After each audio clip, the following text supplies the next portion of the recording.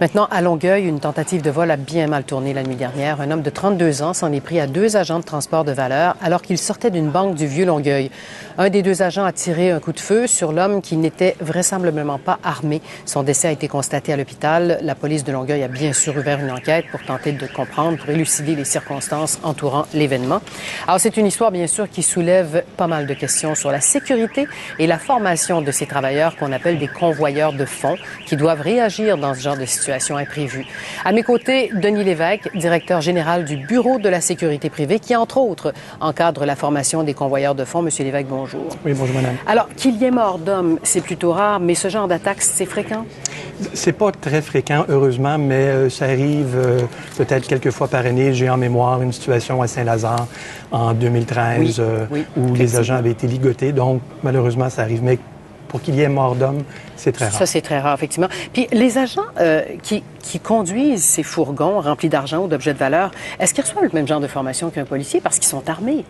Ils sont armés, effectivement, et c'est pas la même formation qu'un policier, mais ils doivent suivre une formation sur le recours à la force et le maniement d'armes à feu qui est donné par l'École nationale de police ou par un instructeur certifié par elle. Donc, et dans quelles circonstances ils peuvent utiliser leur arme? Qu'est-ce qu'on leur enseigne? En fait, je ne connais pas le détail de la formation, n'étant pas policier moi-même, mais c'est sûr que l'utilisation d'une arme est le dernier recours dans des situations comme ça.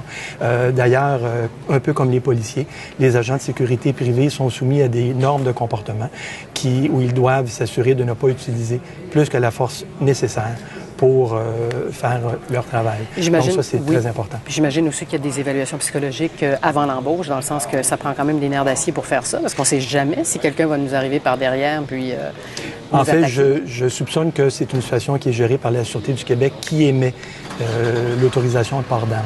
Nous, on s'assure que la formation a été suivie, on s'assure de l'intégrité de ces gens-là, s'assurer qu'ils n'ont pas de casier criminel et qu'ils ont de bonnes mœurs.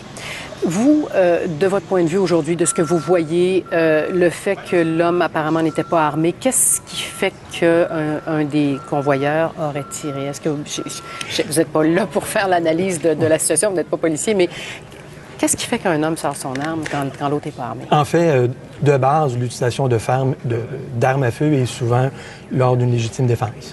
Alors, est-ce que la personne qui a attaqué ces 2 agents de sécurité-là paraissait menaçant? Il faut comprendre que tout ça se passe très, très, très rapidement et que le jugement doit se faire dans une fraction de seconde. Et c'est vrai que ce pas des événements qui sont fréquents. Alors, dans le doute, et c'est ce que notre enquête aura à révéler aussi, s'ils ont utilisé plus que la force requise dans cette situation-là, je pense que l'enquête policière et notre enquête pourra le démontrer à ce moment-là. Est-ce que c'est considéré comme un travail vraiment difficile, ce genre de travail? C'est un travail qui est effectivement assez stressant, puisqu'on est toujours sur nos gardes, on doit... Oui, parce que dans le fond, entre, mettons, une banque et le fameux camion blindé, il y a des pas à faire quand même. Le moins possible, j'imagine. Ça aussi, ça doit être organisé pour que les gars puissent stationner proche toujours puis pas avoir trop de pas à faire. Oui, et c'est effectivement le moment critique.